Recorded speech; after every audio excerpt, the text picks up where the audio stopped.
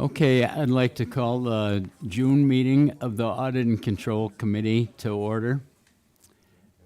Okay, as far as approval of the minutes, motion to approve last month's minutes. I'd like to make a motion to approve last month's Is there a minutes. second? Fred? Fred, did you say? Okay. Okay, Vote on it. those in favor? Aye. Opposed? Carried. All right, privilege of the floor. Is there anyone here for privilege of the floor? One more time, privilege of the floor? If not, we'll close privilege of the floor.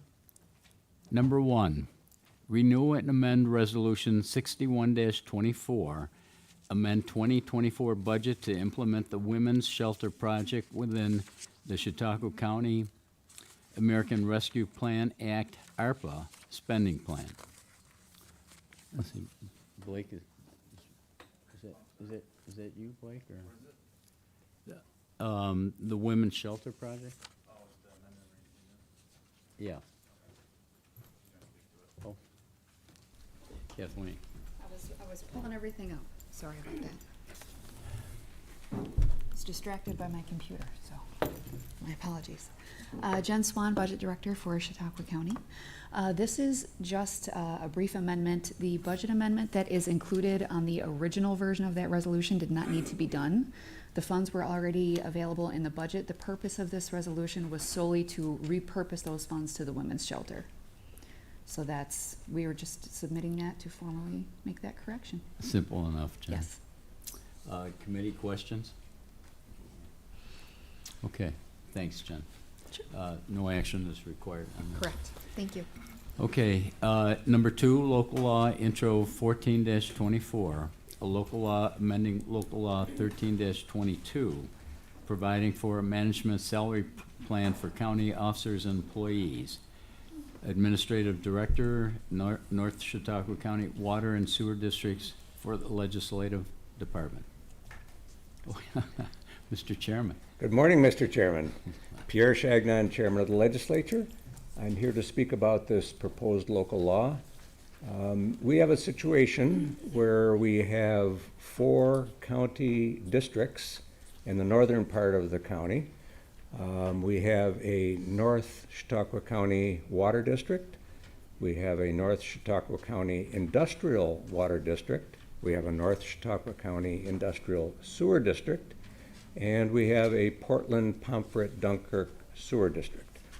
These are all enterprise funds, which it means in shorthand that there are no county tax dollars that support these districts. They're all supported by user fees. Self-funded.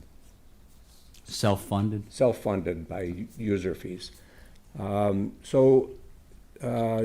of these districts have an executive director or an administrative director. The North County Water District, since its inception, has been shepherded along by Kathy Tampio, who works in the legislature office, and a small portion of her salary is allocated to that water district for the services that she provides to help that administrative board of directors. The Portland, Pomfret, Dunkirk Sewer District contracts with the North Chautauqua Lake Sewer District for the services of their executive director. And the industrial districts, the board chairman of those districts, as best he can, deals with the administrative responsibilities for those districts by borrowing and begging assistance from other areas. So there's a need for more administrative oversight of these districts.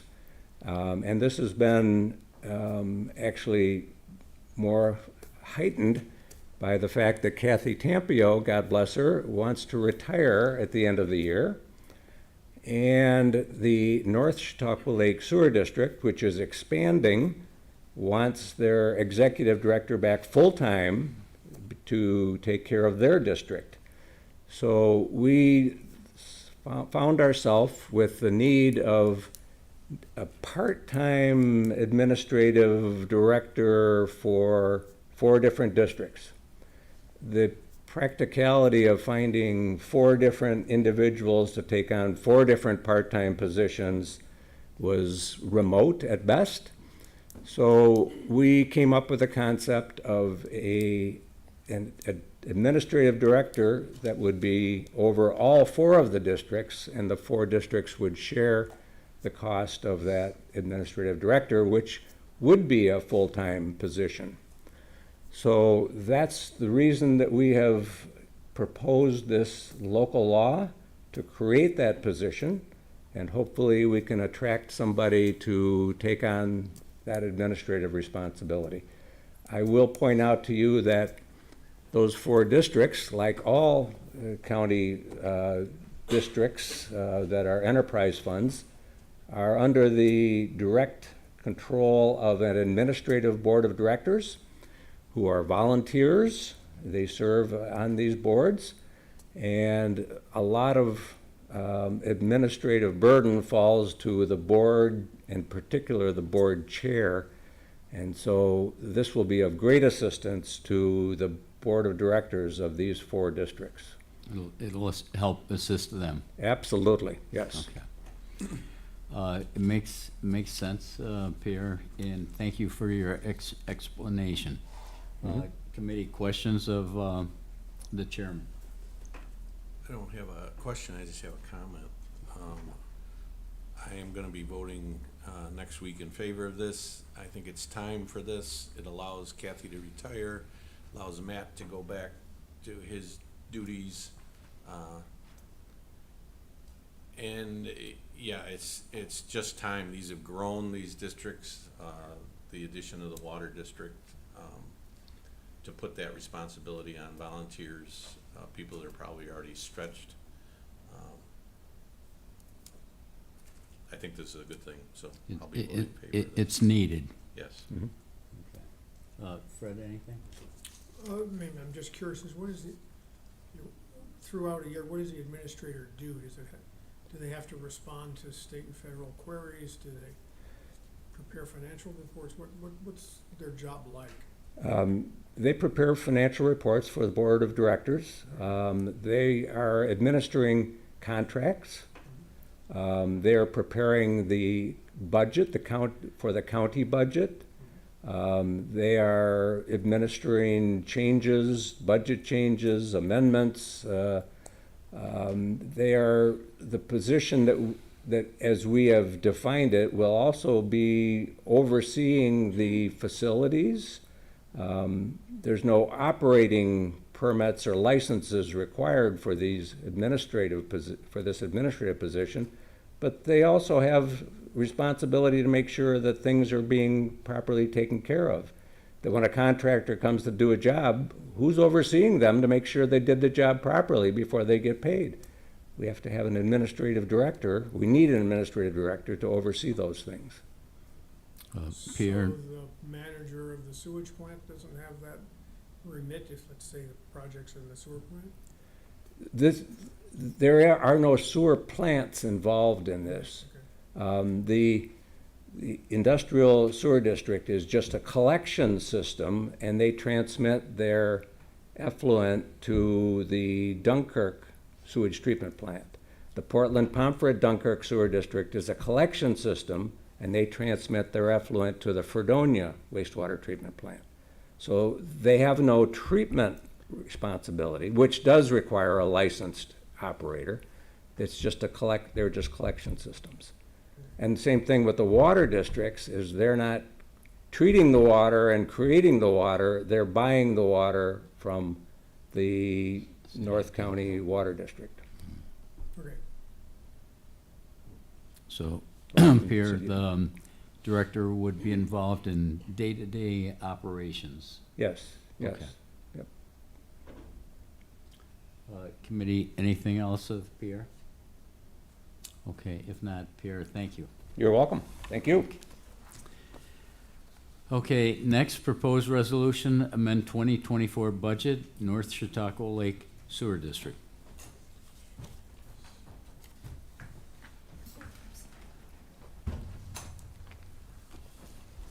Good morning, Matt Olbeck, Director, North Chautauqua Lake Sewer District.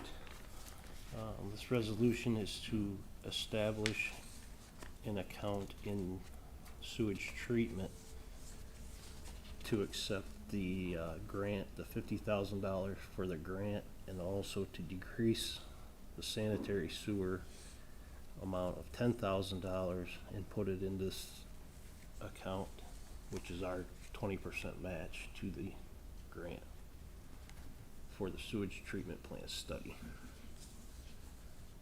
capacity study. Okay. Committee questions of Matt on this proposed resolution? If not, those in favor? Aye. Opposed? Carried. Thanks, Matt. Thank you. That was fast. All right, number 4, proposed resolution, authorized purchase of real property in the town of Chautauqua. Get another one. But we discussed this on the way in. We did, we got a preview. Exactly.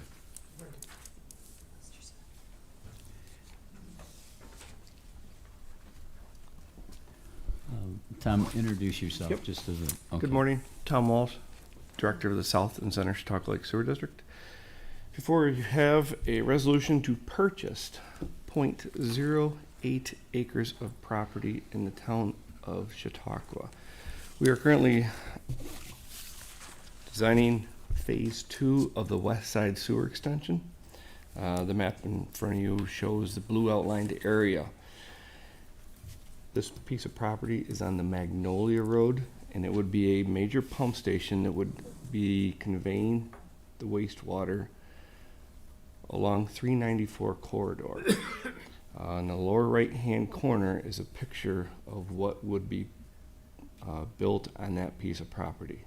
And then the top piece of property is actually the address and the piece of property that we will be purchasing. Speaking to the property owners, we have come to a price of $7,500 to be purchased for that piece of property.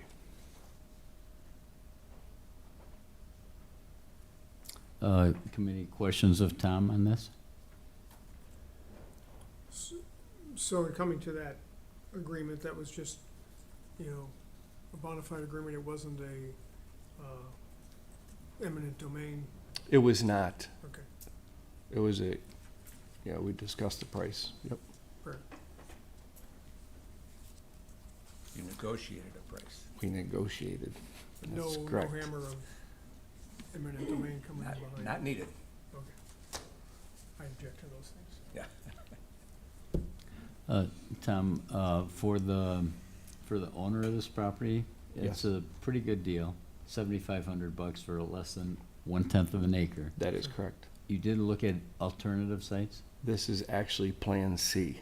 Ah, okay. So yes, we've been working on this quite some time. Plan A and Plan B fell through. Fell through. The property was actually purchased, and the current owners did not want this on their property. So this property owner was approached. They were very understanding, knew exactly what we were doing, and they agreed. Agreed for a pretty good price. That is But- correct. Okay, committee, any other questions of Tom on this one? I'll just say, I said at the last meeting, we've done this before. It can look on paper like a lot of money. It's necessary to do in the process, and I just know from simple residential grinder pumps, nobody wants it within eyesight of their property, even though it's their Yep. grinder pump. So I guess I would publicly say I appreciate these folks taking this on. Mhm. It's not that it's a bad thing, but it's not a desired addition to anybody's Yeah. property. So It they're doesn't- actually kind of doing a public service. Doesn't by- add value to their property. Right, so, kudos to them for stepping up and Yeah. even allowing it to be there. Yeah. Like you said, it's the third choice, so, or third plan, not third Yes. choice. So, yeah, I'm good with it. Okay. Anything else, committee? Those in favor? Aye. Opposed? Carried. Thanks, Tom. Thank you. Okay, proposed resolution accept New York State DOT funds for Aviation Capital Project DKK Hangar 1 indoor rehabilitation. Good morning, Shannon Fisher, Manager of Airports. We were awarded $508,120 to renovate Hangar 1 and Hangar 2 doors at Dunkirk, and we are here to accept it. Those doors are from 1960. They were actually built by the former FBO manager there, and they're definitely not safe at the moment, so to say the least. They were built by John Nelbo. They were, yes. Yeah. And I used to open and close them, and I'd kind of stay clear. They still stay clear, yes. When the planning board went out last year, they were like, that's okay, you don't have to open them anymore. So There. Fred's an expert on our doors there. Oh, great. So, No, we have them regularly repaired. I mean, they're not going to fall right at the moment, but they are not in great They shape. creak and groan. And Yes. okay. Committee questions of Shannon? If not, those in favor? Aye. Opposed? Carried. Okay, number 6, accept New York State DOT funds for JHW terminal and hangar facility improvements, renovations to leasable space, and hangar heating system. So same thing, we were awarded a New York State grant for terminal renovations, and I know that sounds like great, that's the whole terminal. It's really just areas that are revenue producing because this is a state grant. The federal grant that we will go out for next year will actually cover the other areas in the terminal that aren't covered under a New York State grant. So this is strictly the kitchen, the kitchen in the restaurant, not even the public areas of the restaurant. So just the kitchen, and it is the hangar heater in our big hangar where United was, where our FBO has they're our tenant at Jamestown. And right now it's working-ish. We keep it, updated best we can, but it's really in need of being replaced. And the cost on the hangar heater itself is just $450,000. So the local share on this grant is less than what we would even pay to replace the hangar heater. Also included in the terminal renovations, though, I did say revenue producing, it's the offices, anything that's not a public space, the New York State grants will cover.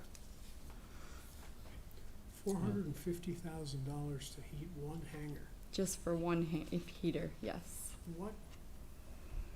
What's happened to prices?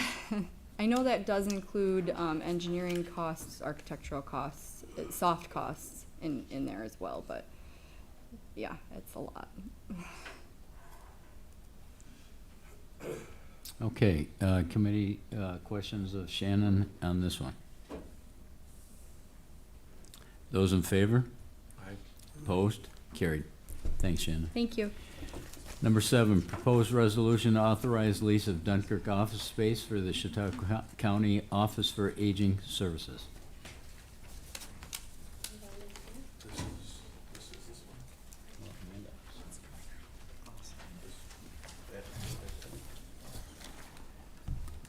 one. Okay, Dr. Mary Ann Spanos, Director of the Chautauqua County Office for Aging Services. Steve Dando, Accounting Supervisor for Office for Aging Services. go ahead, Mayor. So the Office for Aging has been looking for new space for our North County office, currently located in the Dunkirk Senior Center.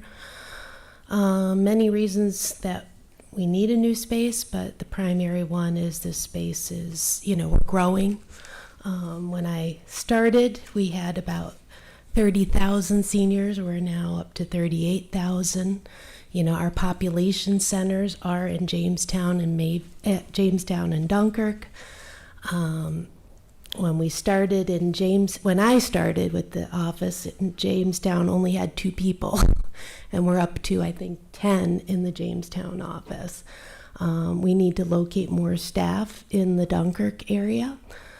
Currently, we have 800 square feet in the Dunkirk Senior Center. And this new space at the Chautauqua Center will give us about 18. It's actually it's owned by the Chautauqua Center, but it's not in their main building. It's across the street from their main building. We will have 1,800 square feet at $12 a square foot. Unlike our lease for the Jamestown space, we had to pretty much build out from the walls out, and the Chautauqua Center financed that build out over a 15-year period. This office does need some renovation, but a lot less than the Jamestown. So what I've given you there is, we got some bids from county contractors for the build out. If the county does it with their contracted contractors, it will cost the county or the Office for Aging $110,000 as opposed to $89,000. I approached the Chautauqua Center. They don't want to finance it for us, but we could pay them outright to do the renovations that are needed. And that $75,000 that's in the lease kind of equates to the $96,000 that it would cost us to do it directly, basically because the county has to pay prevailing wages. And that's why the difference in cost. There still be some, the IT costs, cost from buildings and grounds to do some painting and other things would have to be done regardless. The Pucci flooring bid is kind of a max cost. I don't know that we'll do all of that, but I wanted you to have, all the costs associated with renovating the space. We did go for a 10-year lease as opposed to a 15-year lease. Not that we didn't want a 15-year lease, but a 15-year lease, my understanding, would require also a local law and a waiting period. And we wanted to be able to get in there, get things started, and get in there hopefully by the fall. Okay, committee questions on this one? All right. Go ahead. I left Chautauqua County in 1967. Population was something like 12 or 15,000 people higher then. And I think the whole county was served by this building right here. Since then, we've added 2 buildings back here. We've taken over most of the school. I presume the head count involved is proportional. And we've got 15,000 people less. How does that happen? I see this project may be absolutely fine, but I wonder if it's just one project after another and each one kind of looks good. But at the end of the day, the size of the government footprint just keeps getting bigger and bigger and bigger. And So you're correct in that the county overall population has decreased significantly. So we went from 139,000 back in 2000 Or about 7. 150,000 to 135,000 in less than It's that less now. than 130,000 now. It is now. But the older adult population Has has increased. grown. Yeah. So the percentage, we're almost up to 25% of the population being over the age of 60. Yeah. And our budget when I came on board was about $3 million. It's now $5.5 million. Now, I don't think our staff has grown hugely in that time because we have really taken a look at what we're doing internally and what we need internally. So we've outsourced, the senior employment program, the ombudsman program. What else?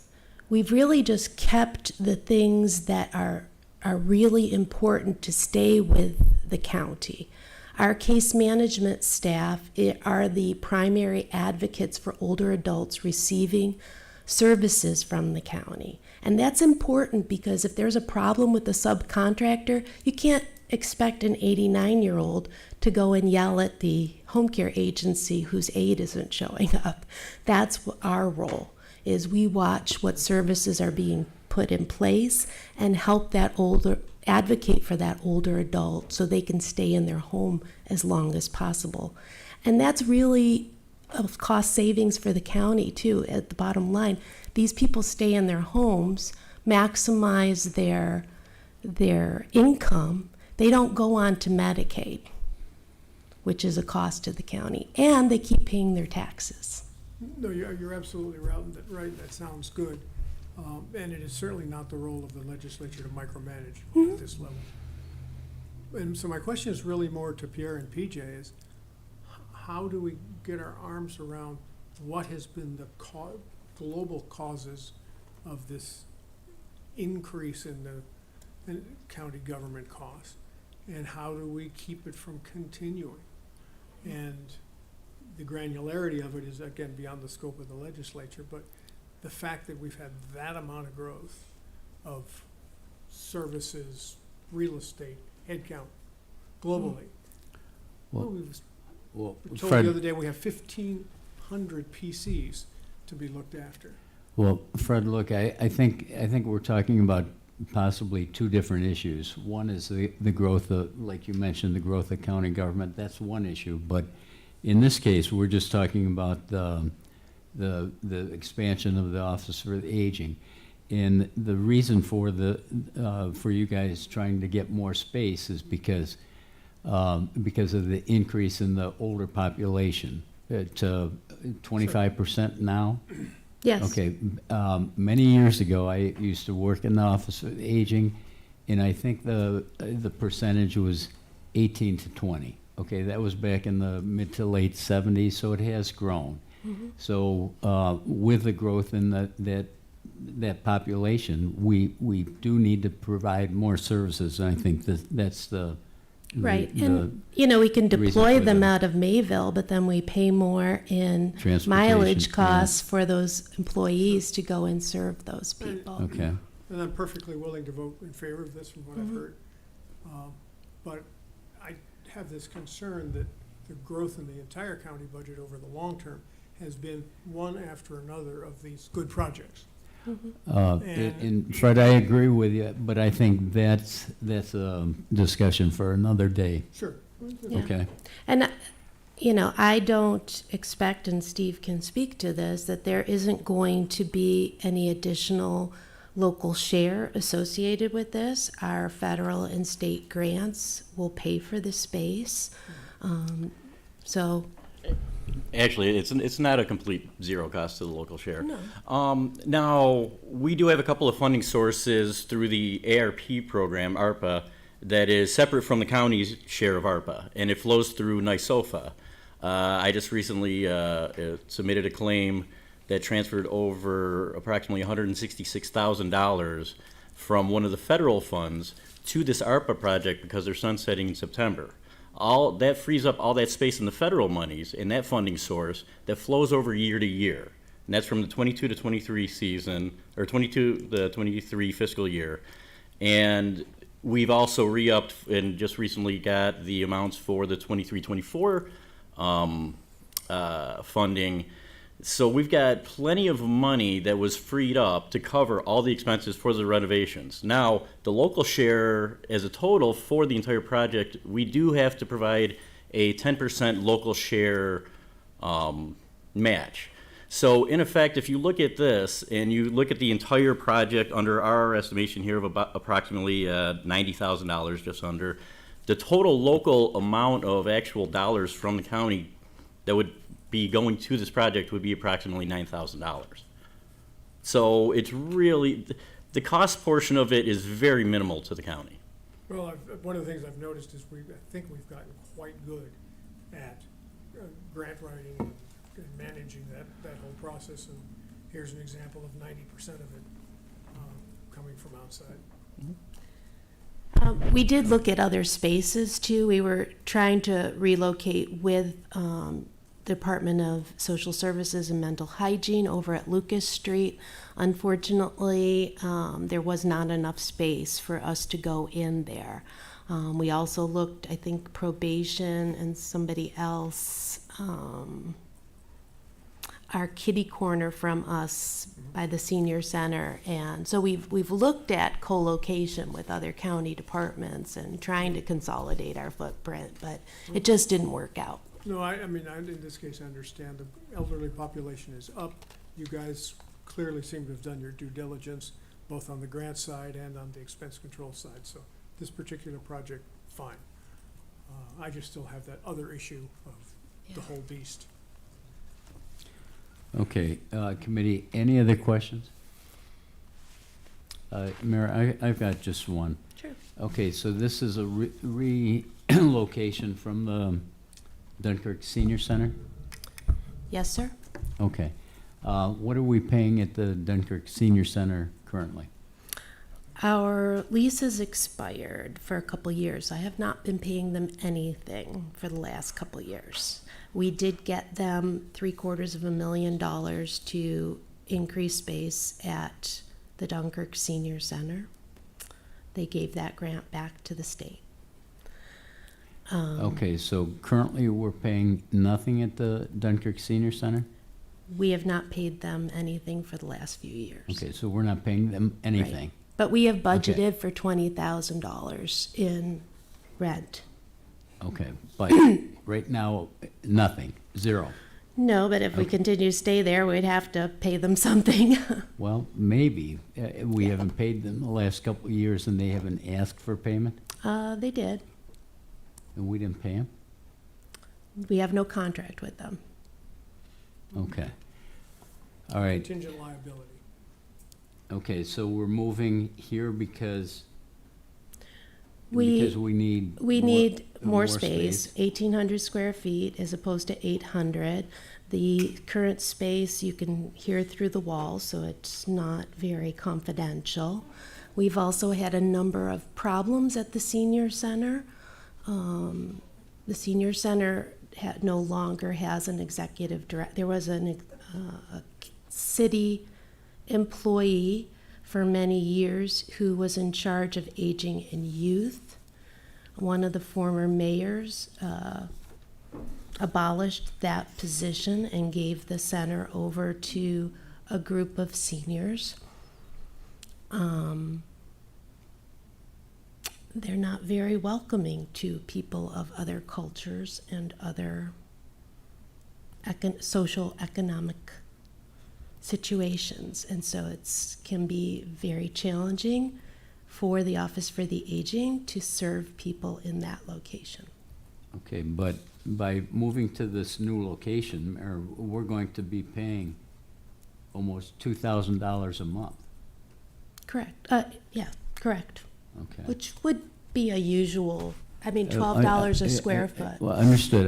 I don't have a problem with And I can that. look up what the old, Okay, I don't have a problem with that amount, but that 2,000, yeah, you guys do get state and federal funds, so some of Yes. that will cover that, 90% of it. 90%. Okay, all right. I'll defer to you guys if you say this is needed. It's just, my concern is we haven't been paying anything for the Dunkirk Senior Center. For a couple Now- years. For a couple years. Now we will be, but We've again, budgeted it all along because we expected to renegotiate. understood.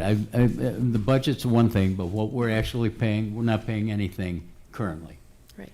Okay, we will in the future, but a lot of it, as you mentioned, is covered by funding. Okay. All right, committee, any other questions of the folks on this resolution? Those in favor? Aye. Opposed? Carried. Thank you. Thanks, guys. Okay, proposed resolution, adjust budget for Sheridan salt shed replacement costs.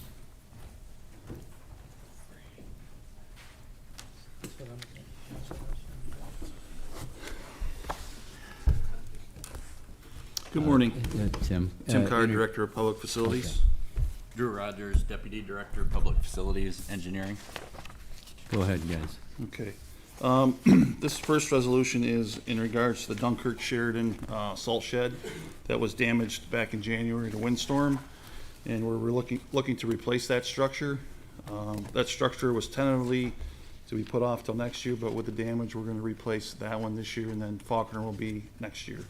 The cost that we're looking at is to transfer roughly $72,000 from our unused salt budget for this year to offset the cost of this building, with a total cost of being roughly $160,000. 45 roughly thousand is what we have in capital, and with the $72,000 transfer, and then the $43,000 that we're going to receive in insurance payment for the damage. Okay, committee questions on this one? Something that I didn't ask at the last one, we talked about the salt. So I assume that we used a lot less salt from January 1st to this point, which gives us the excess Correct. going into the fall. Yes. Because our salt is January to January, right? Correct. Okay. So we were way down on our usage. Yes. Okay. Okay, Fred, any questions on this one? No, I mean, the wind blows, things break, you get an insurance payment. You do the best you can to bring up the other funds and you go ahead. Thank you. Guys, this is for something in the town of Sheridan. Would you like more money for this one? No, just kidding. Committee, any other questions? Those in favor? Aye. Opposed? Carried. Thank you. Okay, next, proposed resolution adjust D.5112 capital improvement accounts. DPF receives funding through New York State for various funding programs. We got CHIPS, Pave New York, Pave Our Potholes, and extreme weather recovery when it's available. These funding sources are utilized in funding the capital road and bridge projects. And the 2024 budget was prepared utilizing the 2023 values that were known at the time, and did not include the extreme weather funding since it's not always available. So this resolution is to adjust the budget according to the actual numbers on those funding programs, and then to add in the extreme weather recovery funding that was approved for the 2024 budget, the state budget. And Drew, I should have mentioned that this was amended in public facilities. The committee has the amended version in front of them, and that's what we will be acting on. Yes. Okay, committee, questions of Drew on this one? Those in favor? Aye. Opposed? Carried. Thank you. Okay. Next, proposed resolution authorize agreement with New York State DOT for performance of federal aid project PIN number 5764.85. This is to enter into an agreement with New York State DOT for a project to replace County Bridge 194 on Wiltsey Road in Frewsburg. The project would be 95% funded through federal funding from the Bridge New York program, which has a 5% local match. Once executed, the agreement would initiate the project and also begin the design phase of the project, which right now is budgeted at $375,000.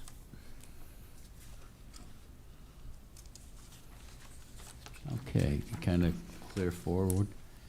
Committee questions on this one? Those in favor? Opposed? Carried.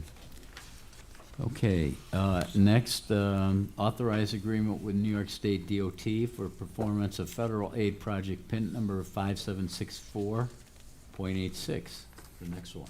Okay, similar project. This is to enter into an agreement with New York State DOT for a project to replace County Bridge 169 on Summit Avenue in the village of Lakewood. And this again is through the Bridge New York program, which is 95% funded with the federal funding and 5% local funding. And once executed, this agreement again would initiate the design phase for the project, which is budgeted at $360,000. Okay, committee? Did you say the design phase was 369 or the project in total was? The design. It cost $369,000 to design a bridge? Due to the design and all the permitting and environmental review, yeah, It does There's a nowadays. bridge there now. correct. Oh, come on. Okay, why is this? That's, well, there's a lot of factors into it, but the environmental review, when you're going through a federally funded project, is pretty extensive. Requires a number of studies to go through, and then you've got a consultant that does all the design phases along with that. And there's, it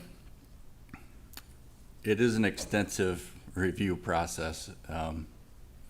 It's a little different if we were doing it, through local funding. We don't have as many steps to go through and boxes to check as There's a lot more rules and regulations, Drew, than there used to be. yes. Yeah. Yeah. Wow. Okay, I guess your hands are tied, but there's a bridge there now. We're just repairing it. Anyway. Yeah. Okay. Committee, anything else? Those in favor? Opposed? Aye. Carried. All right, next, authorize agreement with New York State DOT for performance of project PIN number 5764.99.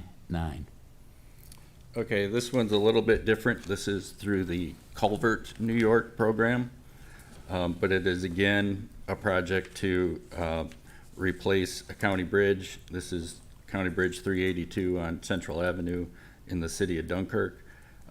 This project is 100% funded through the program, and in this project, the budget of $561,335 is actually for the entire project cost for this one.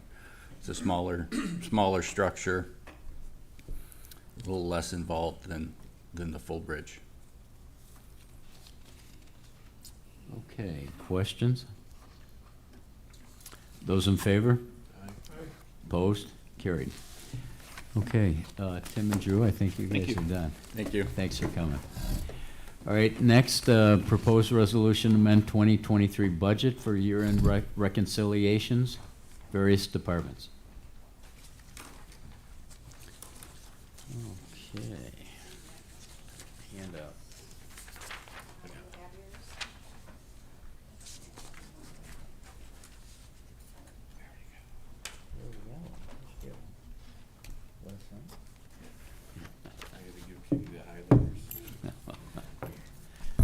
Good morning, Kitty Crow, Director of Finance.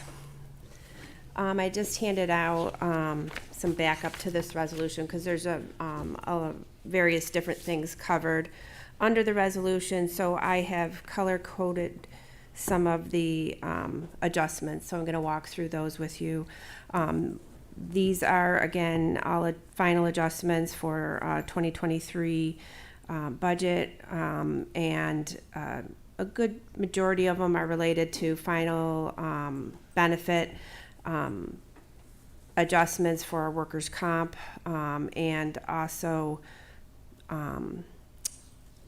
a variety of other later entries that can't be finalized until kind of toward the end of the process. So anything that is highlighted, I'll go through those, but anything that's not highlighted means that there was simply an increase in one account and a decrease in the other account in the same department. So I won't necessarily walk through those, but if you do have questions, I'm happy to answer them.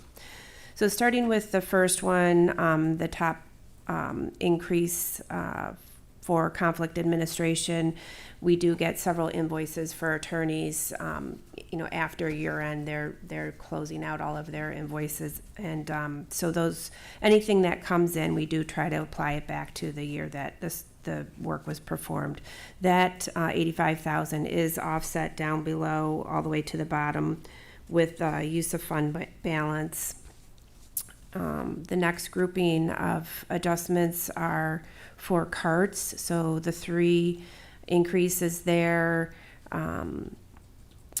are all offset down below under increased revenues.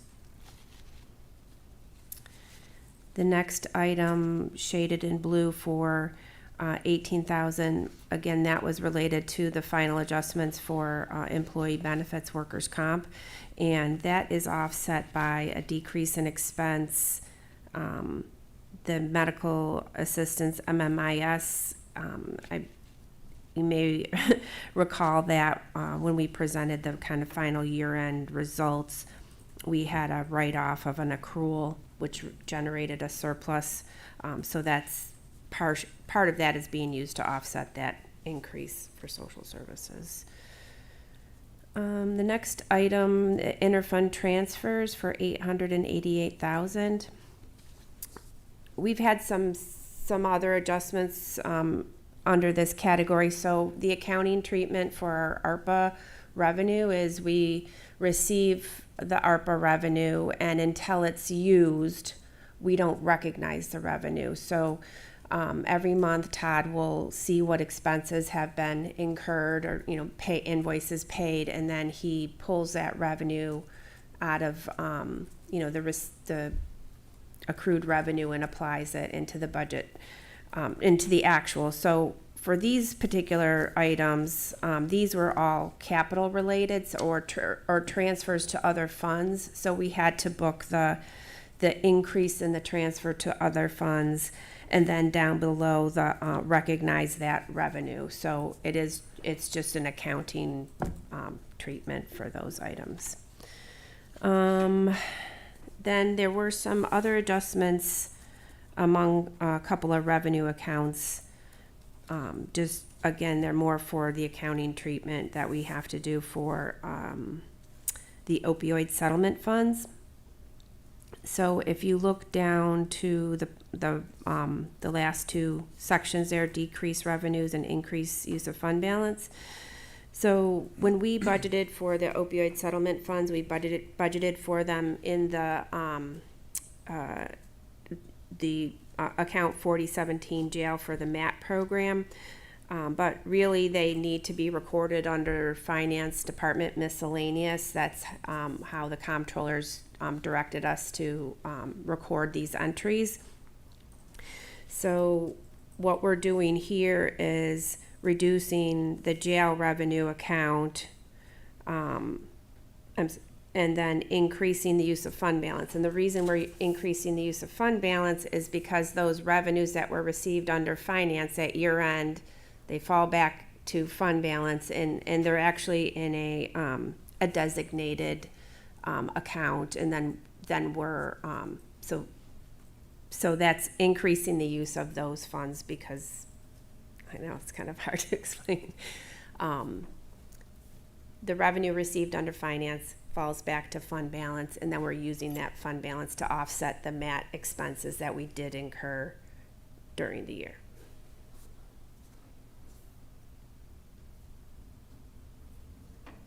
We will have to make some similar adjustments in the 24 budget because we didn't realize the accounting treatment until after the fact, so.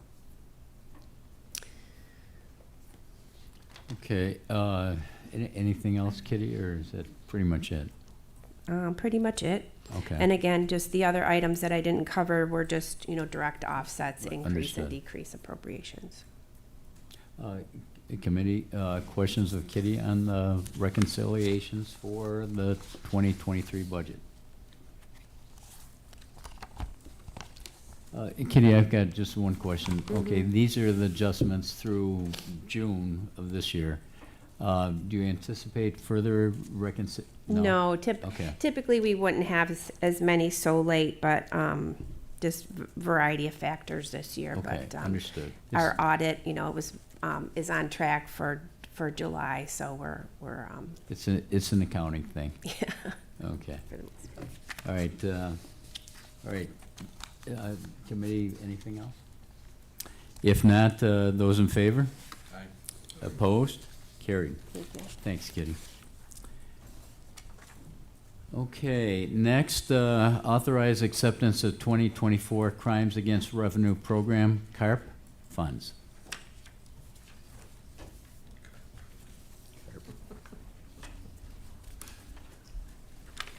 Good morning, committee. Madeline Cantagulia for the District Attorney's Office. The resolution that I have in front of you today is to accept 2024 Crimes Against Revenue Program, the CARP grant for short. It's a grant that we've received for many years, and it's funding to assist in prosecution of revenue crimes. It's for $65,000. It's going to run from January 1st of this year through December 31st. And it pays for a portion of an assistant district attorney that's assigned to these CARP offenses, and then pays entirely for a part-time senior investigator that's responsible for investigating them. It's been included in our 2024 budget, so there's no amendment needed.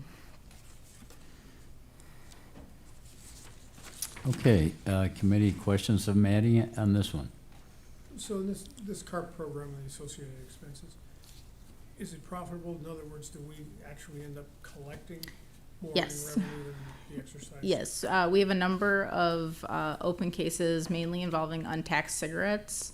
One of the cases that we had, we seized and was forfeited $10,000 to the county, approximately $10,000. So we have also been investigating any kind of income tax offenses where people have not been paying income tax, personal or businesses. Like I said, mainly we're doing untaxed cigarettes, but we are getting some revenue from that. But income tax goes upstairs to Albany or? We are working with the state Department of Taxation and Finance for the ones that affect the state taxes, but they pay for this program entirely and send us the $65,000 to work with them on it. So we're recovering, or we as a state are recovering more than $65,000 a year in settlements. I'm not sure exactly how much we're recovering.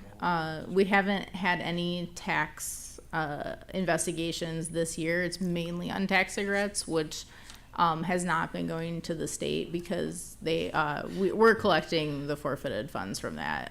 If we've worked with the state on the investigation, we will send them a portion of it. But the 2 or 3 cases that we've worked on thus far have just been our investigator and the local police department. Right.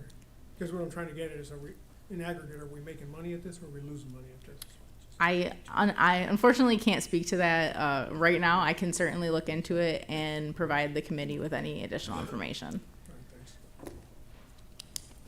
Fred, I would imagine that the state is happy with the performance because they continue to give us the grant each year.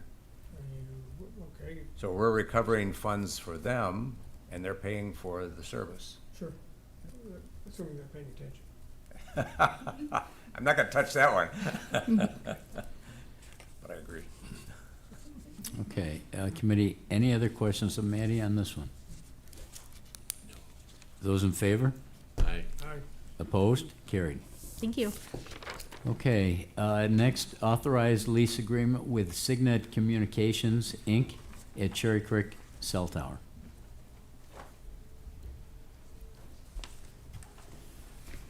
Good morning, Riley Unlow, Fiscal Supervisor, Office of the Sheriff.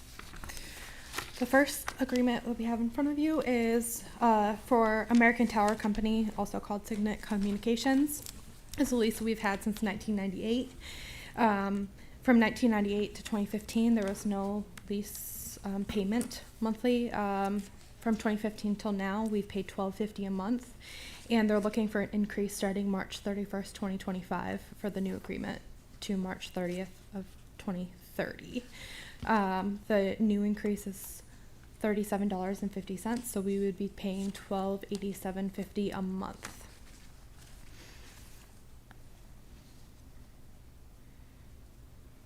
Okay, committee questions on this one? Separate issue, but we ought to be taxing all these tall towers for disrupting the night with their flashing lights.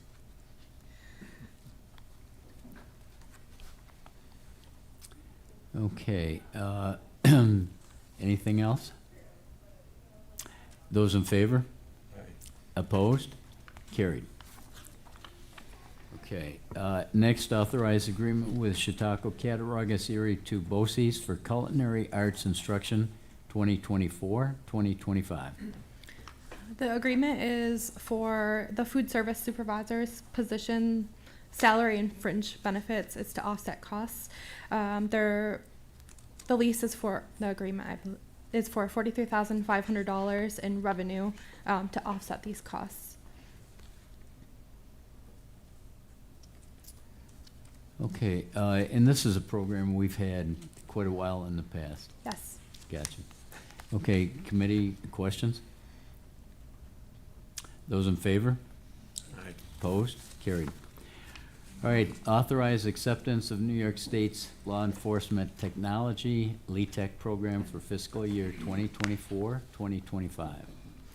This is a grant program through New York State Division of Criminal Justice System Services for the Law Enforcement Technology Grant, LETEC. We were awarded $471,500 with no local funds. The contract period is April 1st, 2024 through March 31st, 2025. There is a budget amendment that will have to be made to equipment, contractual, and then state aid, other public safety revenue. Okay, committee? Okay, no questions. Those in favor of this resolution? Aye. Opposed? Carried. Okay, Thank you. all right. You know what, we'll take a 3-minute break, and we'll be right back with the next resolution on technical rescue and urban search and rescue grant.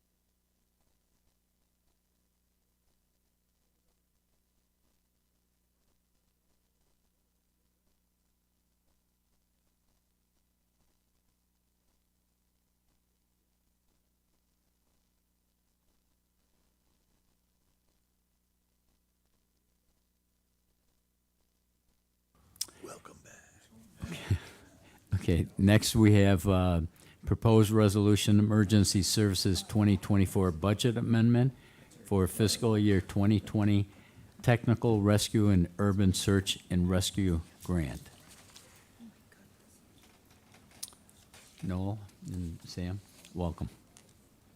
Good morning, Sam Zafuto, Deputy Director of Finance. Noel Gutman, Director of Emergency Services. Go ahead, guys. All right, so this resolution is to amend the 2024 budget. This was a grant that EMS had for the Technical Rescue and Urban Search Grant.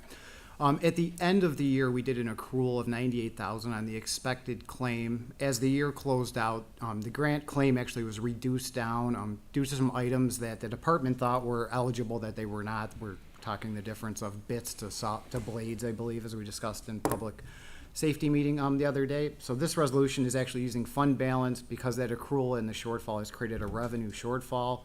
At the same time, the grant, we now can repurpose it and use the funds that were short for an additional equipment purchase. So this is correcting the 2024 budget and the revenue shortfall of that claim being shorted in the 2024 itself.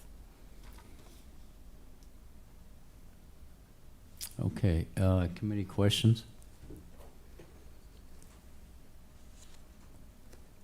Okay, guys, and as we discussed last night in public safety, we submitted reimbursement for the 98,000. That is correct. But we got the 61, or not 61, the 91,000.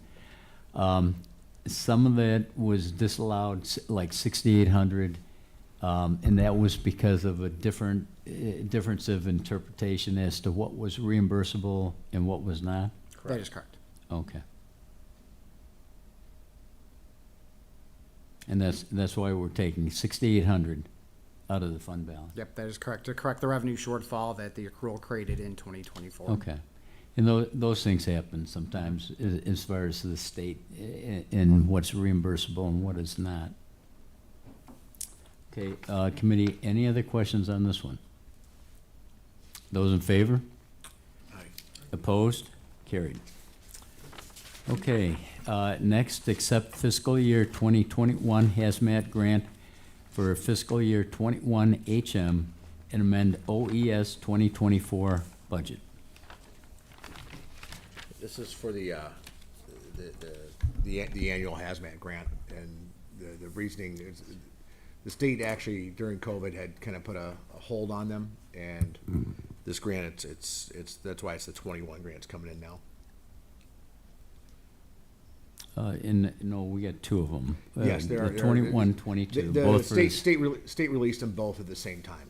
So both for the same amount, same amount. 90,700. Different items on the grant, but Gotcha. They were trying to get caught up and release two at the same time, which is a little unusual for how they normally do it. Okay. Normally they do it one a year, and this one they doubled up. Okay. And this one here is for 2021, and that's the one we'll address. Committee questions on this one? Those in favor? Aye. Opposed? Carried. Okay, then the 2022.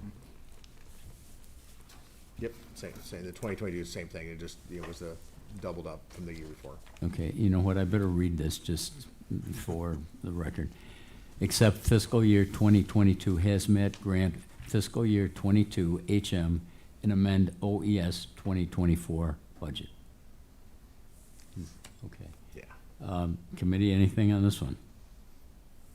Those in favor? Aye. Opposed? Carried. Okay, guys, thanks. Thanks. Okay. Next, acceptance of tobacco enforcement program grant funding, ATUPA, Adolescent Tobacco Use Prevention Act.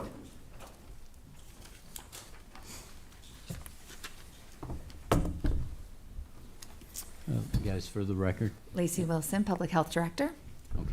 Good morning, I'm Jessica Worsley, Director of Environmental Health Services.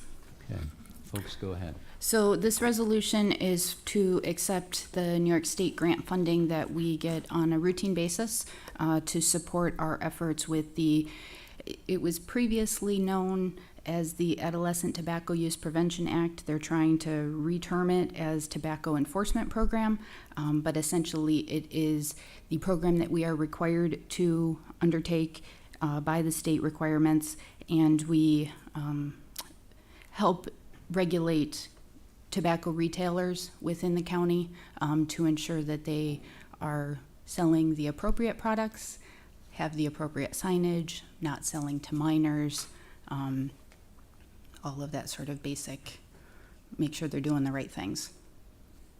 The funding is used to cover staff costs for the program, mileage, travel reimbursement things.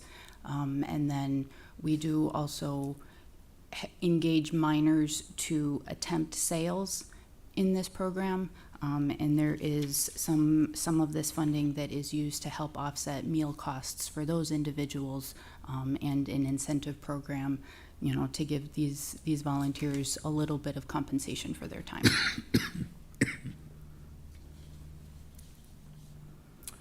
Okay. Excuse me. Committee, any questions on this one? Folks, this is a 5-year program? Mm-hmm. Okay. Do we do we know the funding for 2024? $50,650. $50,000. 650. 650. Okay. Yeah, so we'll get. It's not in this resolution here at Oh, all. sorry. Yeah, so we'll get that money for each year of the 5-year cycle. Okay. Mhm. Okay. All right, committee, any other questions on this one? Those in favor? Aye. Opposed? Carried. Okay, next one, to accept New York State Department of Health lead rental registry program award and amend 2024 budget. So the rental registry is a new public health law requirement that New York State passed last year. It will require properties within the 14701 zip code that are rental properties with 2 or more units to be inspected by probably our staff on a 3-year cycle. So the state has allocated funding to support these efforts for, they're doing it in a 5-year stint like they do with most of our contracts. So, for a single year, $601, $300 per year per cycle. And that money, again, will be used to support employee time and the equipment that we need to do the inspections that are required. How'd they pick that zip code? So within New York State, there are certain zip codes that are classified as communities of concern because they have very high prevalence of children being poisoned with lead.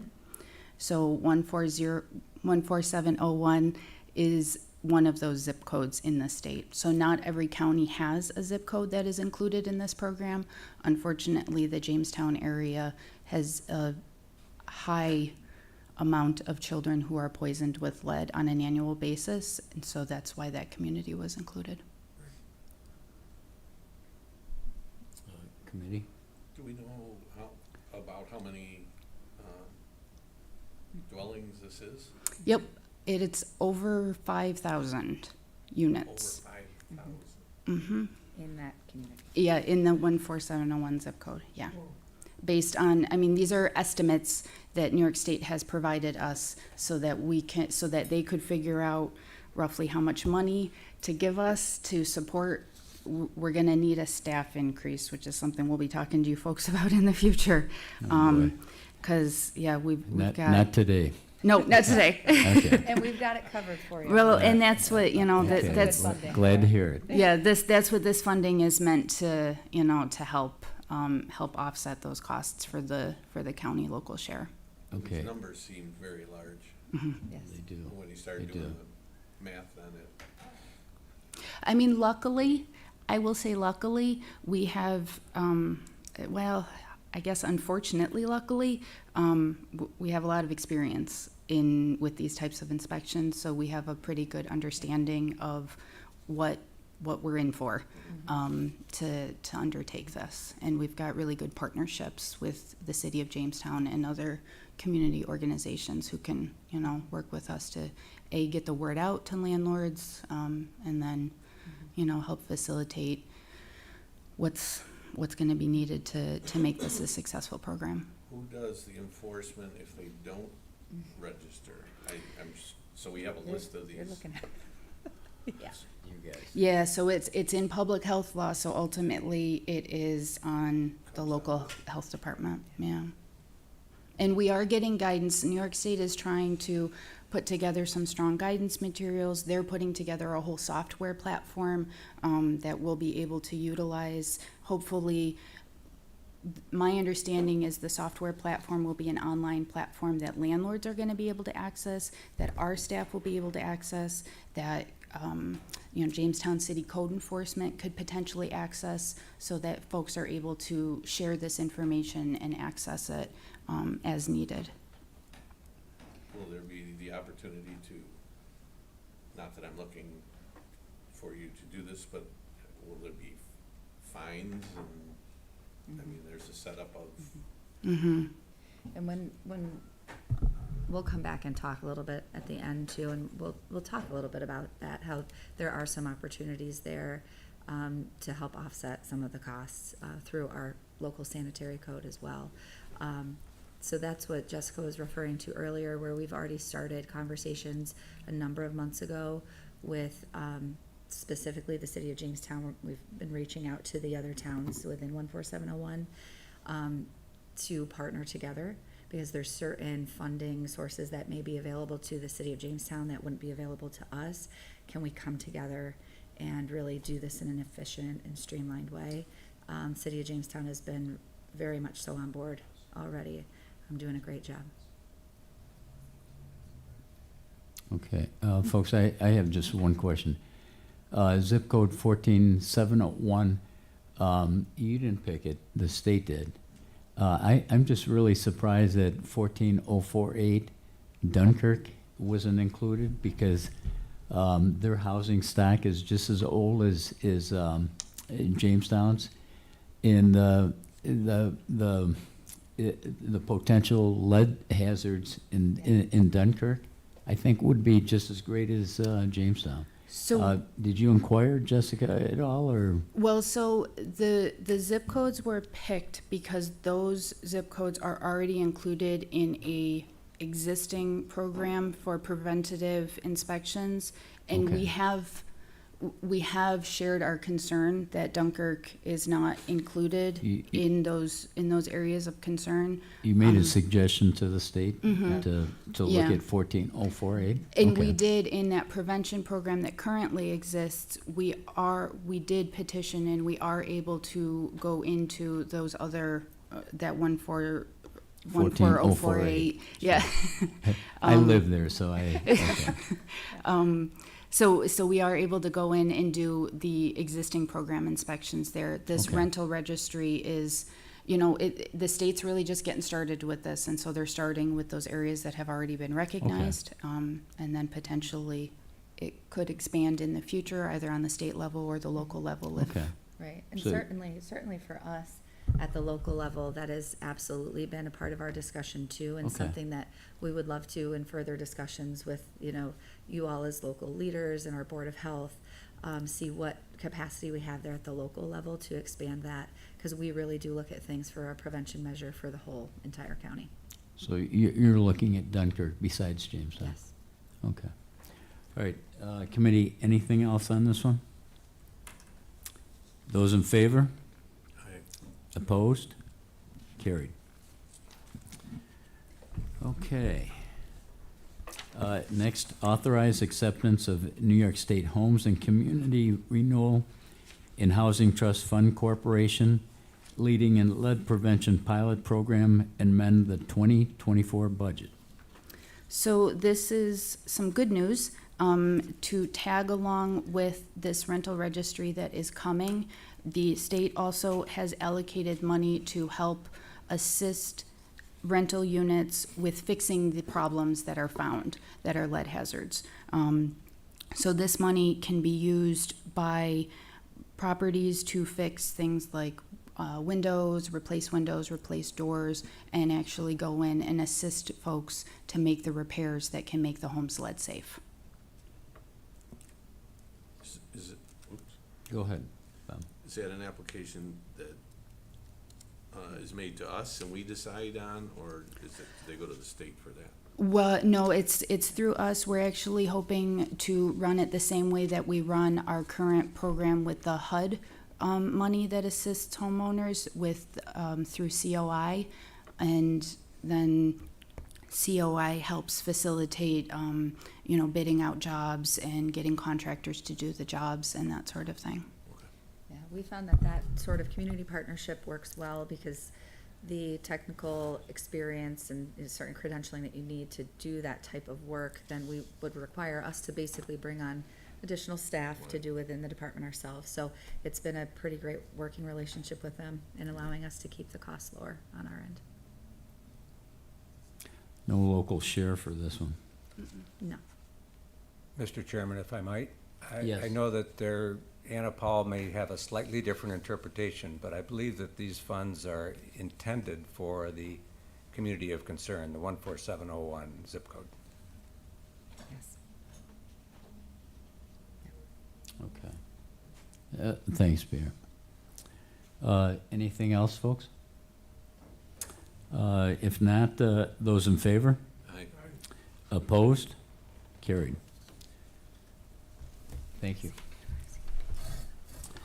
Okay, next, proposed resolution amend 2024 capital budget for Mason Industrial Park shovel-ready improvements and authorize entry into agreement with County of Chautauqua Industrial Development Agency. Good morning, I'm Mark Geis, I'm the Deputy County Executive for Economic Development and the CEO of the IDA. I have a couple of handouts here. I have one more for you. Fred, do you want it? You got this last night. Do you want another one? And the same thing? Yep. All right.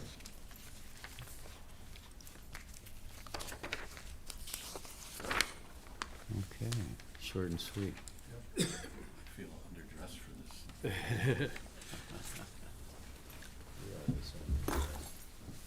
So, as you're aware, we've been really working hard to prepare shovel-ready sites throughout the county. There's a lot of work involved in that. You're most aware, I'm sure, of the Ripley site that we've put a lot of effort into, which is, of course, up in Ripley in the North County. And we have the 66 acres in Mason Industrial Park, 33 of which is developable. And that was purchased from Bush in 2015, and there was a fair amount of work done to get it shovel ready, but we didn't go all the way. And more recently, we hired Clark Patterson Lee to look at it. Some things had expired, like wetland delineation stuff, and other things haven't been completed yet. So, you know, it's important that we have these sites ready to go for a developer to come in and move on this. I should have probably said this. If you look at this map, I'm sure you're familiar with Mason Industrial Park, but that's Route 380 on the east and Mason Drive on the west. And you can see Bush Industries, the large building, just to the north. We have Lawson Metal, where Mason Drive kind of curves down. We have Serta Mattress to the south, Standard Trucking to the southeast. And so that perforated black line is what we're talking about. So what I gave to you was also a breakdown of the costs associated with getting the site shovel ready, minus the gas line extension. So things like the seeker review, a boundary topographic feature survey, archaeological survey, wetland determination, and jurisdictional determination, traffic study, geotech. All of those things added up cost about $150,000, and we added about 20% contingency, so we're looking at about $180,000 to do all that. The IDA board at the May meeting approved the IDA to pay for half of that, and we're asking that the county pay for the other half. And there's about a 3 to 4 month timeline once the contract is in place. The reason why we're not including the gas line is we don't know who we might get there and whether they would need it or not. And it's not overly time consuming, and there would likely be grants available for the extension of that gas line. So we're not going to run it now because we may not need it. So what else? Also, with this parcel size and what we think we could build on it, we're looking at probably 50 to 75 jobs at max for the type of industries we'd want to track there. So I think this is a really smart thing to do. We already own the land. It's served by BPU infrastructure. It's other than these things, it's sort of ready to go. And we've had inquiries about this parcel, but and we never really hear back why, because of the way we get these. I mean, at least certainly the local people that we deal with that have displayed an interest have told us for various reasons why they're not interested in it. And part of it is it's not shovel ready. So we need to do this. Okay, thanks, Mark. Committee questions of Mark on this one? Mark, just remind us, how much have we spent on this already from 20? About $1 million, and we did get a grant from the state as well, a couple $100,000. So yeah, it was 600 and I can't remember the exact number. North of $600,000 to buy it, and 650 around there, and then the stuff that we already did. I mentioned it last night. Some of the things that we already did do, that that cost that was the rest of the money. So this is just going to get us to the finish line.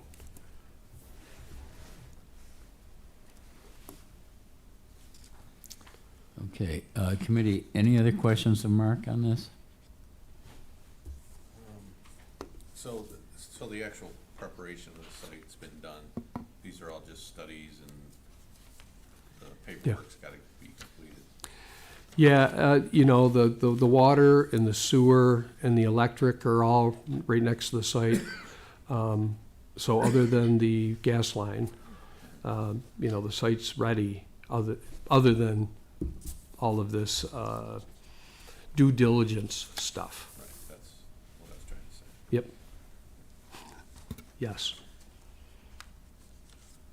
Okay, Mark, just a comment. As a rule, I don't like to see us using money out of the fund balance, but in this case, the CCIDA is paying half. Mm-hmm. So you're asking the county to pay the other half. Mm-hmm. And this is for industrial development, so I certainly can see the benefits. So in this case, I'm okay with this. I like to hear that. And if there's not any other questions, just a comment. Nate Aldrich, who works with you, Mm-hmm. just received some sort of state award this past week or 2 weeks ago. Yeah. So it's a pretty big deal. Nate received the Rising Star Award, and that's statewide, and it's the James Griffin Memorial kind of award. Who just passed away, and he was a big leader of many things, a great mentor across the state. So Nate was nominated. I nominated him. He was competing against about a half a dozen other people, and he got the award. And Got to stand in front of hundreds of people from across the state and accept that, so we're really, That really was pumped. that was a big deal. A big deal, yeah. Okay. Yep. Well, if you would convey the congratulations of Audit and Control to him. Okay, well, So thank you for bringing that up, too. It's a Terry. nice award. Yep. Okay, committee, anything else from Mark, or for Mark on this one? If not, those in favor? Aye. Opposed? Carried. Thanks, Mark. Thank you. I'm going to sit over here. Okay, next, all right, authorize intermunicipal agreement with the town of Mina.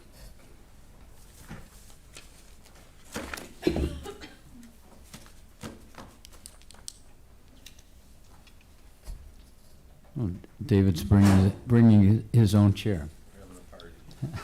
Thank you for indulging me. Yeah, no problem, David. Take your time. Good morning, everyone. My name is Dave McCoy. I work within the Department of Planning and Development. I am the Chautauqua County Watershed Coordinator, and I am increasingly hearing impaired, so please speak loudly when you talk to me. No problem. Thank you. County Executive included $500,000 for lake projects in the 2024 budget, and those funds were appended to the watershed budget. We've had one request so far that we funded through the Chautauqua Lake Association to do early season maintenance, which has been working out really, really well. The town of Mina has approached the county to help fund some additional science to help them deal with the harmful algal blooms and excessive weed growth on Findlay Lake. However, the county charter requires that an intermunicipal agreement needs to be approved by the legislature, which is why we're here today. So mine is looking for, I think, $45,000 for this help. It's consistent with the use of the fund. All we need is your endorsement. Dave, this is for 49,500? Okay. Committee questions of Dave on this? Pretty straightforward, David. Those in favor? Opposed? Carried. You know, I'd also like to mention that we encountered a similar situation with the use of LEMC funds in the North County. We're entering into municipal agreements has impacted our ability to be responsive and move forward quickly. Okay. So we did a resolution to address this class of resolutions, if you will. A dollar amount, a cap, and because they're already in the budget, we would just be able to go forward and contract. So be coming to you probably next month for a similar resolution. Okay. Within that cap? Exactly. Or that, what was budgeted? Yeah, Okay. I'm not sure what the upper end will be, you know, I think we were looking at Understood. 20, but Sure. probably will be more for this. Okay. All right, let's see, we voted on that. Okay, next, amend budgets and authorize use of Chautauqua County 2% and 3% occupancy tax reserve funds for Lawson Boating Heritage Center structural repairs. Well, I brought friends.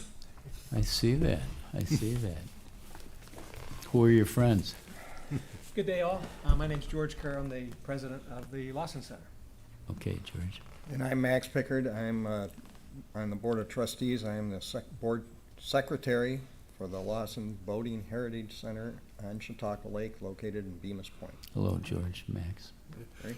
You know, Go ahead. this resolution is an interesting intersection of the 2% and 3%. It's the first time I think we've ever done anything quite like this.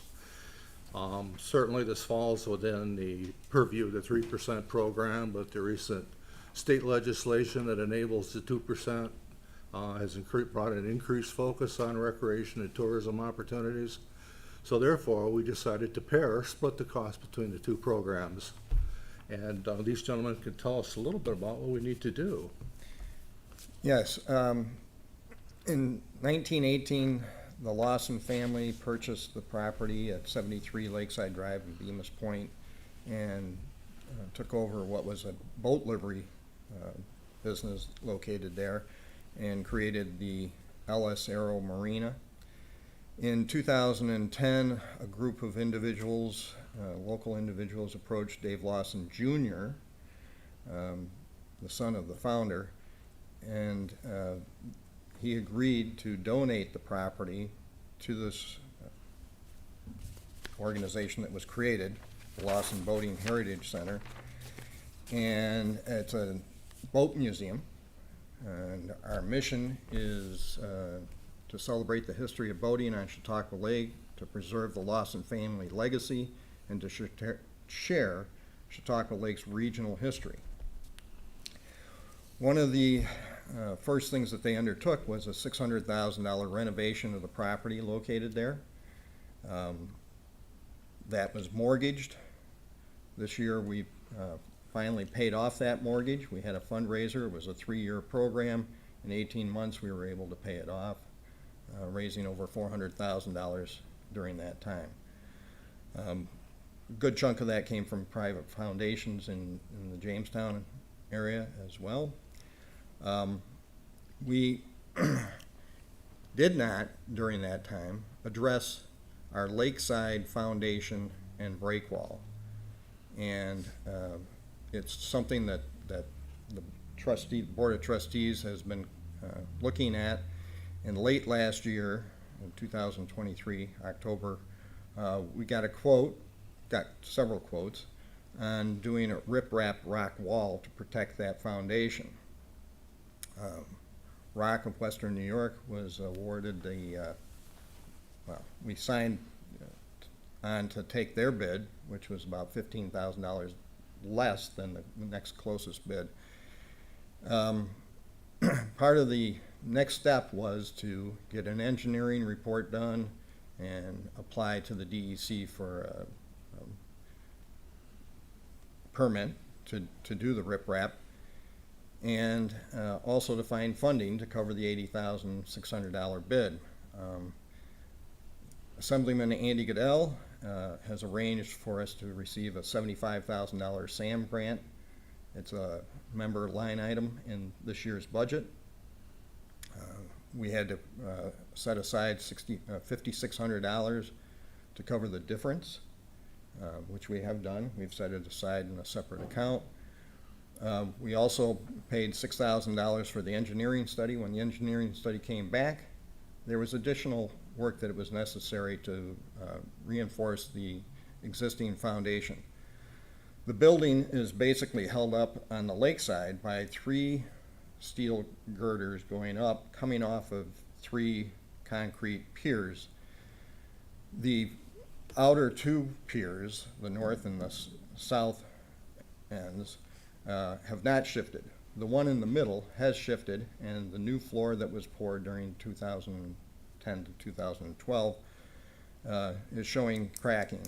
And so we need to shore up that. We got bids, and the low bid on that was $40,000 and change. So we are looking for the funding to cover that, and for also 10% for cost adjustments that may come along as they get into the excavating and stuff like that. So we approached Chautauqua Community Foundation, where we've gotten money before. We've approached the private foundations. We're out of sync with their 2024 funding cycle, and we'd like to get this project done this fall, October, November. So I approached Nate Aldrich. He initially said that there wasn't funding available, but then was going to meet with, I guess, Dave and Mark, and maybe you guys can explain a little bit on how that all came about. Well, we have cycles too. Yeah, we have Yeah. cycles. Okay. So anyhow, but we want to make sure we get this money from the state, and we want to make sure that we reinforce the foundation so we can put the break wall, the riprap rock wall in front of the building to protect and preserve the building for future. Can you tell us a little about the numbers of people that pass through Sure. the center and where they come from? Yes. We have membership of about 300 on a consistent basis, and roughly half of those members are out-of-state residents. They do not live in New York State, but they may have summer homes, or they may have just seasonally come to the area, to Chautauqua Lake area. Last year, we had 5,000 visitors to the museum.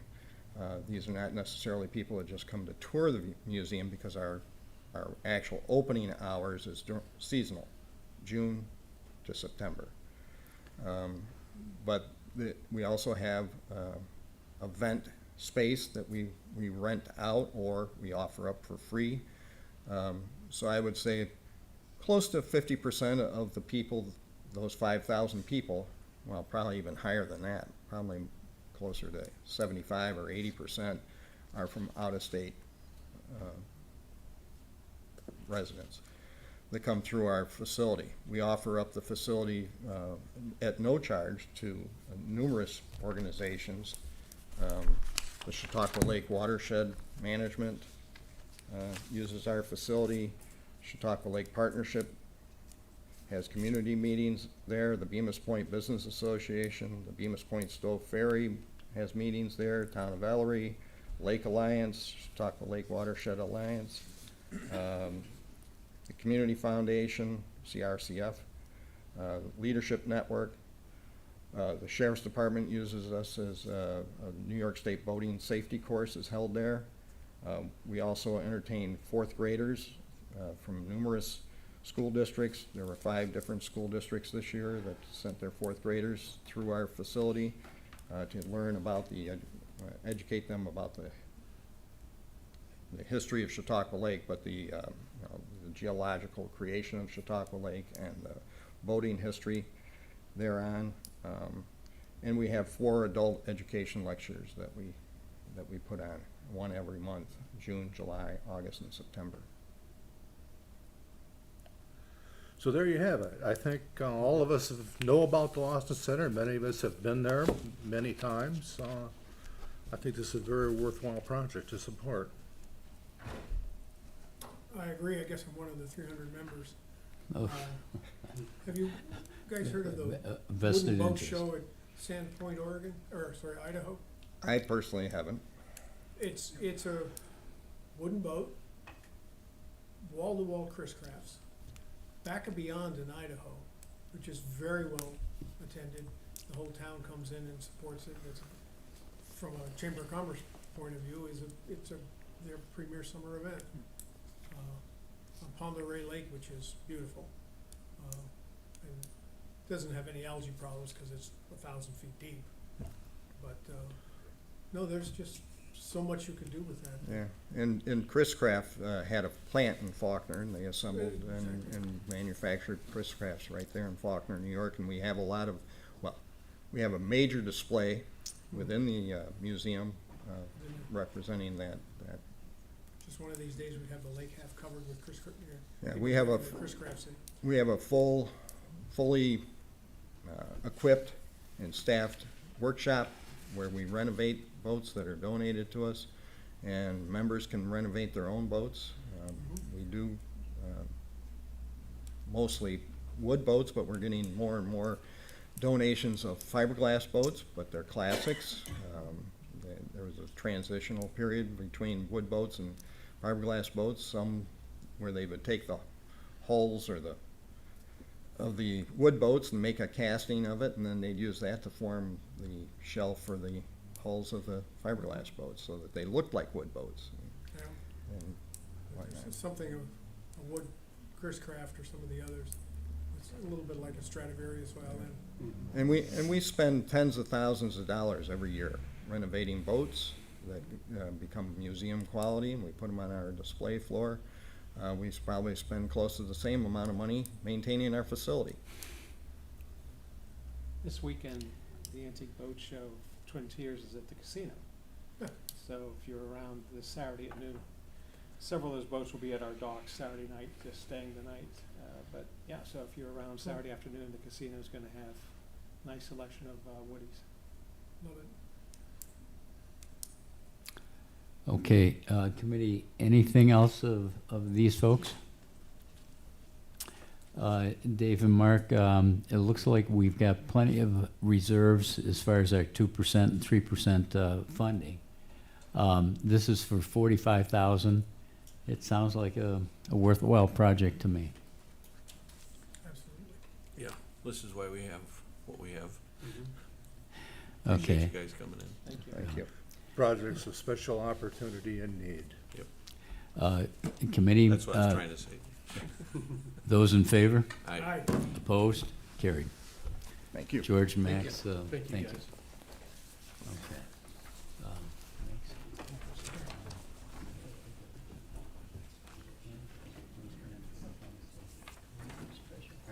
was treasurer until last year.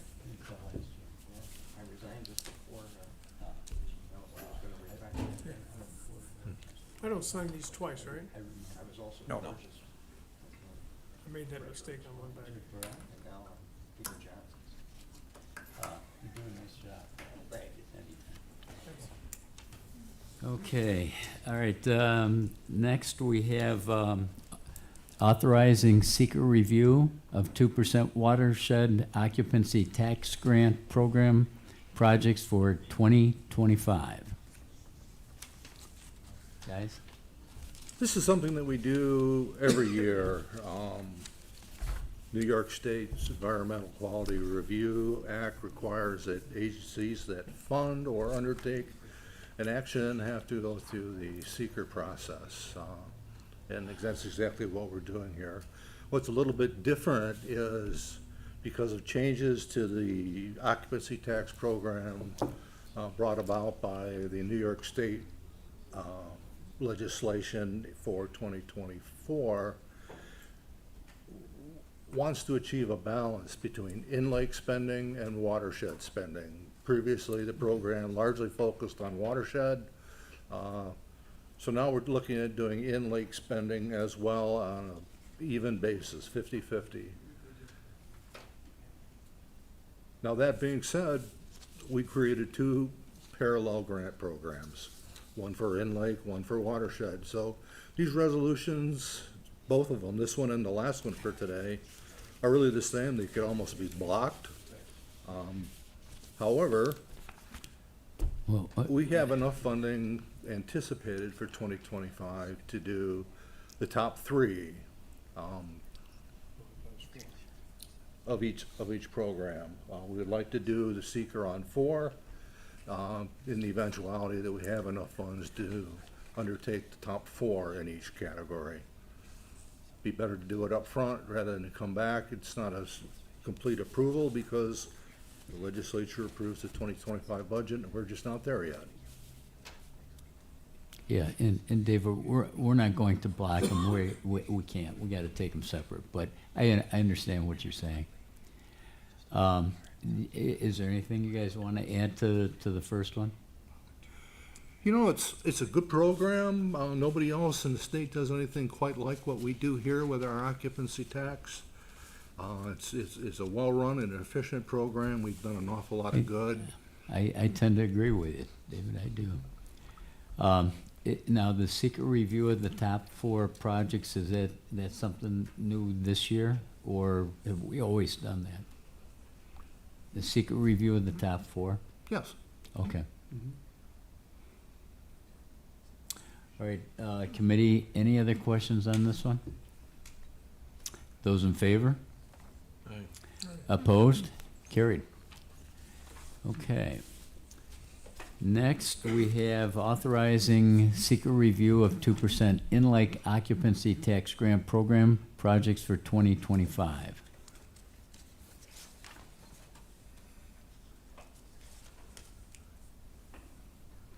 Pretty much the same thing, huh? Same thing, other side of the program. That's Okay. why I suggested we might consider blocking these. Well, they're separate, so we have to vote them separate. Trying to be efficient. I appreciate that, but. Take more time to block them. Yeah. Okay, committee, questions of Mark or Dave on this one? If not, those in favor? I, Opposed? Carried. Guys, thanks. Thank you. Thank you. Okay. Thanks, Mark. Thanks, David. You too. Okay, next we have a discussion. We'll have various updates with the Health Department and new state level mandated services. Lacey Wilson, Public Health Director.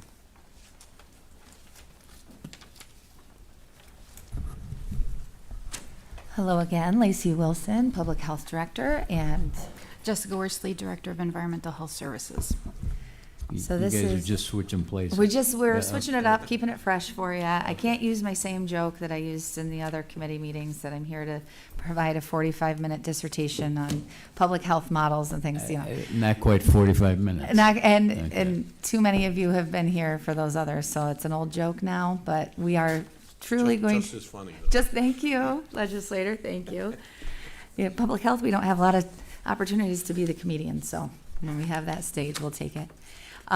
But really, truly, we do want to be respectful of your time today, but appreciate the opportunity to be with you. And perfect timing, having Jessica here today with some of these resolutions.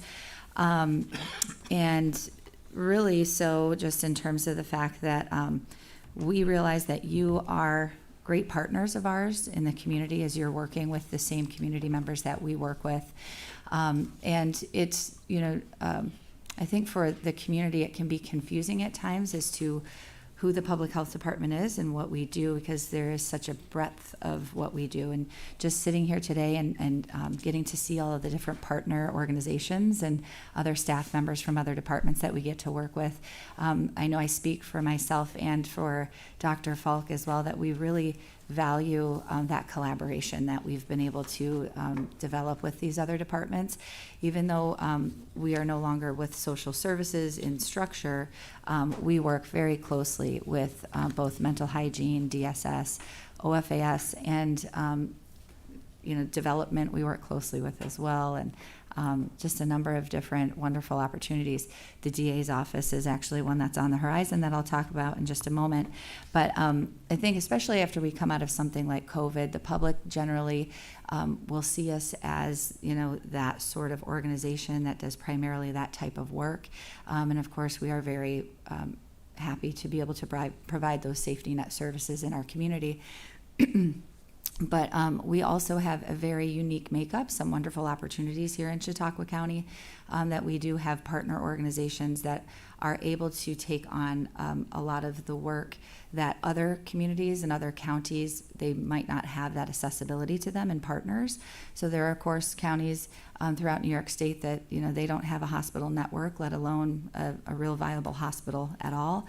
Those health departments are spending a great deal of their time going out and providing, you know, those services directly out of their department. What that allows us to do here in Chautauqua County, because we have, you know, other partner agencies, it allows us to also take on that more policy, environmental, and systems change work that we're tasked with doing through our Article 6 programming. So if you aren't familiar with Article 6 programming, that is basically what we receive our state aid from. So those are mandated and core service areas that the state requires that we do in order to receive their funding. They provide a base rate of around $650,000 to us each year to perform those mandated services. And then once we max out that $650,000, they reimburse us at 36% of the cost to provide those services. Of course, that's where you all as legislators would be, you know, coming into the process in terms of then local share would historically make up the remainder of that amount. We are working very diligently to improve our grant writing and our partnerships within the community so that we can offset the local share from being responsible for that. The other win that, you know, I'm highlighting now because I think this is kind of a historic thing, especially in the timeline of public health. The state and federal governments have really recognized kind of what a hit the public health infrastructure has taken, and they are investing in it in a way that they really haven't before. So there are a number of funds that have become available to us that we are utilizing in very streamlined and efficient ways to ensure that we maximize that and really reduce the load and burden on local share. So a couple of those endeavors to just get in front of you and make sure that you're familiar with, again, so that as you get questions about them, you're informed.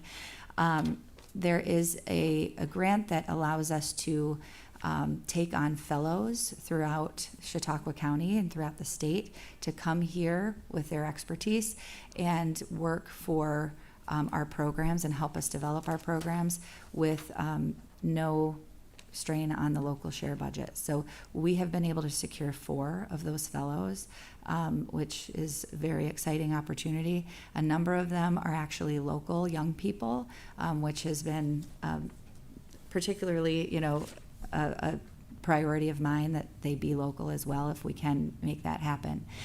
Some of the other services that you've heard about today, the lead rental registry, again, that's a very policy, systems, and environmental change approach. I think we get questions in the community a lot of times of, you all deal in housing, why are you doing things with housing policy or planning policy?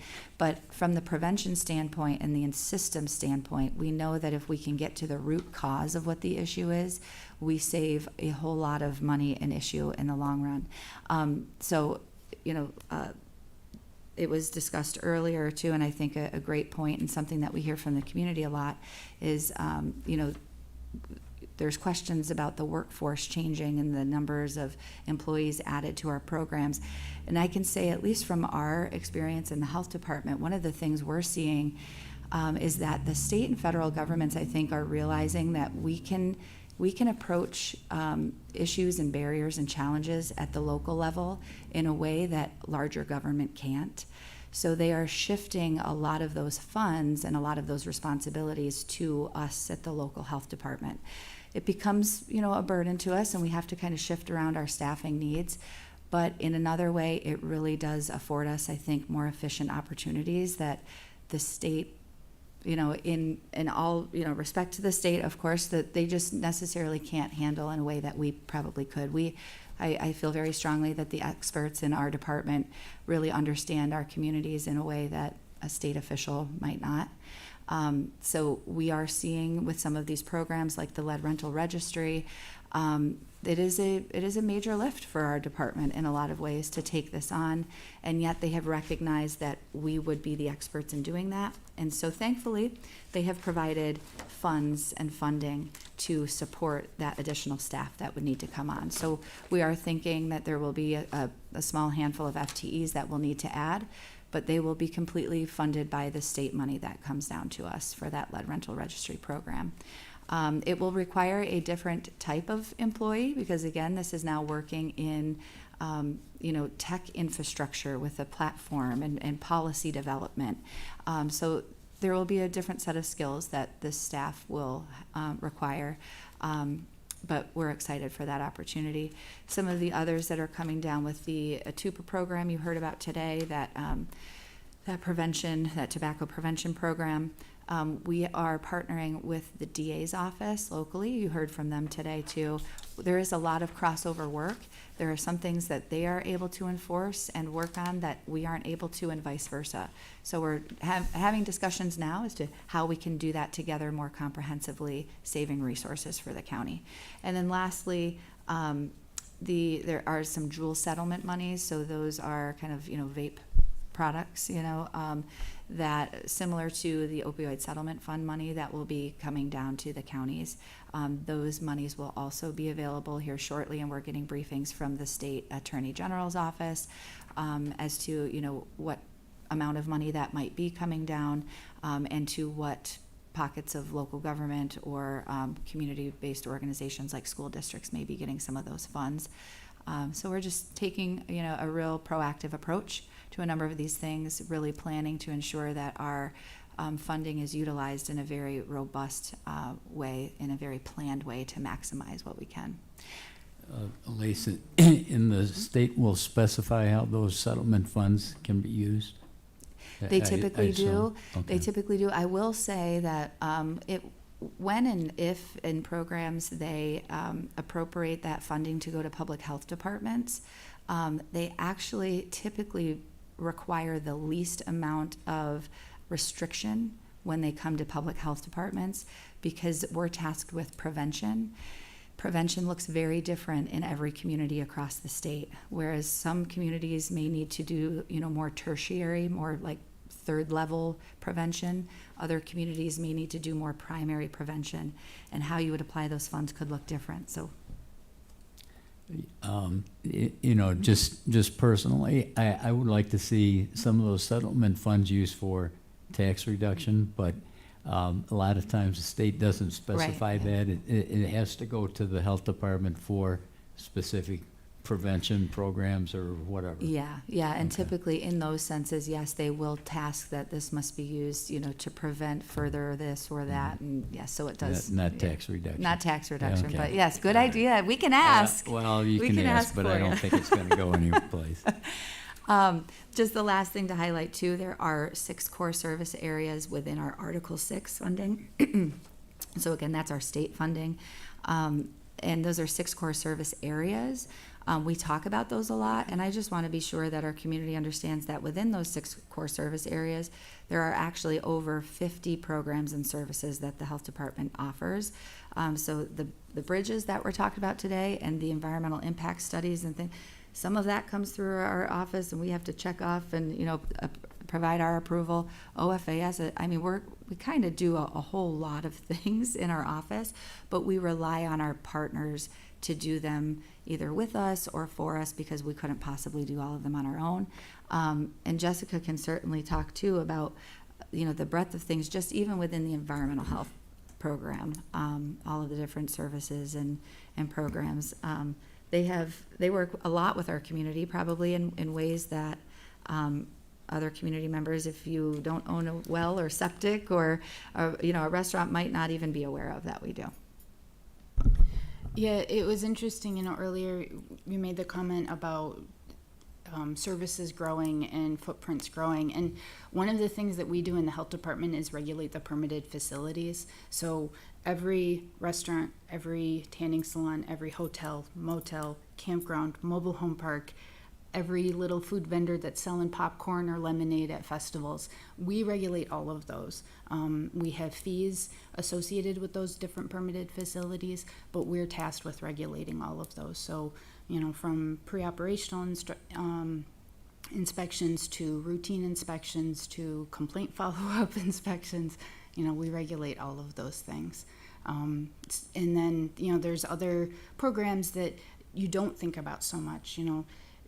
The other evening, I got a call from the New York State DEC officer about somebody who was interacting with a raccoon, and we had to facilitate getting that raccoon euthanized and prepared shipment to send out for rabies testing. There's all these other sort of programs that we do, and they aren't glamorous, so we don't talk about them very much. Most of what I do involves dirt or sewage or some sort of situation nobody wants to be in. But that's, those are the things that we're doing on a routine basis to make sure folks are, as healthy as they can be in this county. Okay, committee questions of Lacey or Jessica? Just a quick comment, Lacey. The legislators received your publication on behalf of the health department. Very detailed, outlined all of the health department's responsibilities and duties. It was worthwhile reading. Oh, good. Bob reads his copy of that every night before he goes to bed. That's what I was hoping for. This is very encouraging. I break it down, so. Okay, little Yeah, bits at a he time. doesn't read it all at once. He Okay. does it in stages. Well, we truly do appreciate your partnership, and this really is meant to be an invitation as to please reach out anytime. We want you to be as informed as you can be, so that we know the numbers of questions and what you're dealing with on a daily basis in the community. So however we can be a help and support, we're happy to. Well, thanks for coming today and discussing the health department. Thank We you. appreciate it. Okay, with that, the last item on our agenda is other. And Bob, do you have something for us on foreclosures? Yeah, I've been asked to make a comment on the property foreclosure process. I know a lot of people are wondering where we're at on that, and there hasn't been very much discussion on it. And probably one of the biggest reasons there hasn't been a lot of discussion is it's a moving target, and things are changing every day. There's state requirements, federal requirements, so it's not business as usual, which I don't know how many years it went on the way it did. That didn't sound right. It went on the way it did. That makes it sound like it was a negative. There was a process in place. There were rules to follow. It was past practice. Past practice, it was fairly straightforward and simple. It's gotten a little more complicated. I've got a couple talking points here that I'll just try to share. As far as the timing of this year's pending foreclosures, and some of this is my opinion, I don't see it happening this year. It will probably get put into next year's foreclosure process if we have a foreclosure next year. So I would, at this point, believe that we'll be combining the 2024 and 2025 foreclosures. The state has given us some flexibility with payment plans. It used to be, we tried that in the past. It wasn't very successful. It got very complicated. There were a lot of legal interruptions. So the payment plans has changed. The counties are being allowed to pass local laws as far as how we would collect the taxes. Do we have payment plans?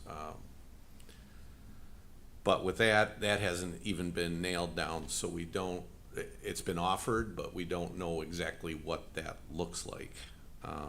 So it's hard, again, to come up with a plan when we don't know what all the rules are. Cost recovery on foreclosed properties is an issue.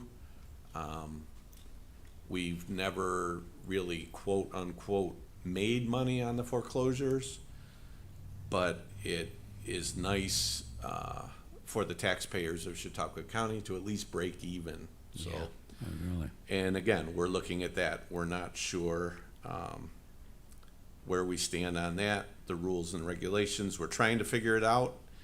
The whole foreclosure process and how we can make it under the guidelines that we're getting, make it affordable and efficient, and most of all be looking out for the taxpayers of Chautauqua County. So to sum it up, we're working on it. We're doing the best we can. Still waiting for some final answers from the state and federal, and then we'll proceed. So there's where we're at. It's a work in progress. Work in progress, yes. Bob, just a quick question. So I'm sorry, no questions will be taken at this time. just one. Okay, so in the past, somebody didn't pay their county taxes for 2 years. We would begin the foreclosure process that After the second year, yes. After the second year. Yes. Okay, but now everything's kind of in flux, so to speak, because of that court case. There was a court case, I think. There was a court case which opened up everything.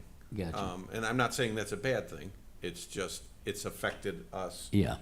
Ours was very straightforward. I'll give you a little time frame. If you were past due on your taxes, January, you got a notice. You received another notice in about the middle of April.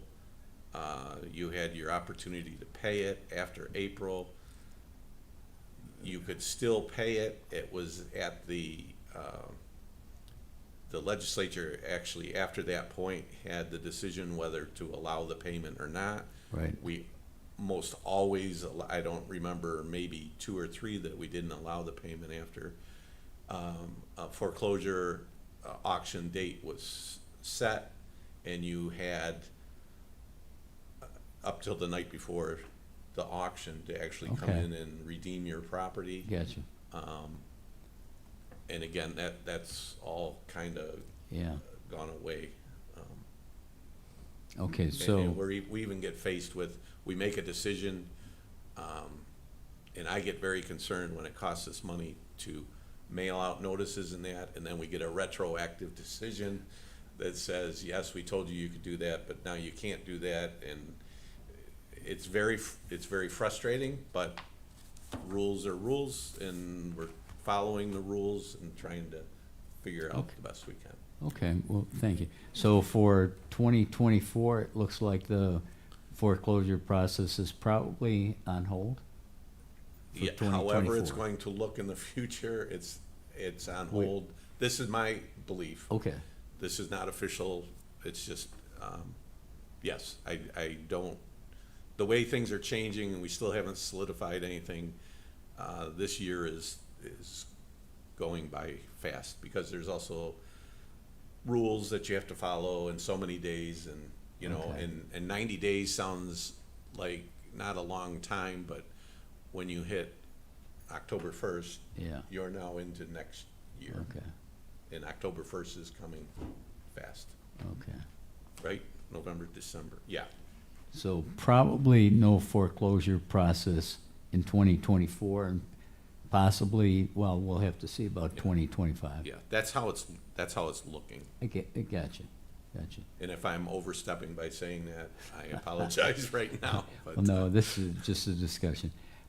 Fred, did you have something? Just when you mentioned a court case, is this the recent Supreme Court case about takings and exceedance? Yes, Yes. So that's what we're talking about, okay. Yes. yes, that's what these are referring to. Mr. Chairman, I'd like to thank Legislator Scudder for updating the committee and the public on where we are with this, because to the public, all they know is that we're not having a tax auction this year, and we're working on what we're gonna do.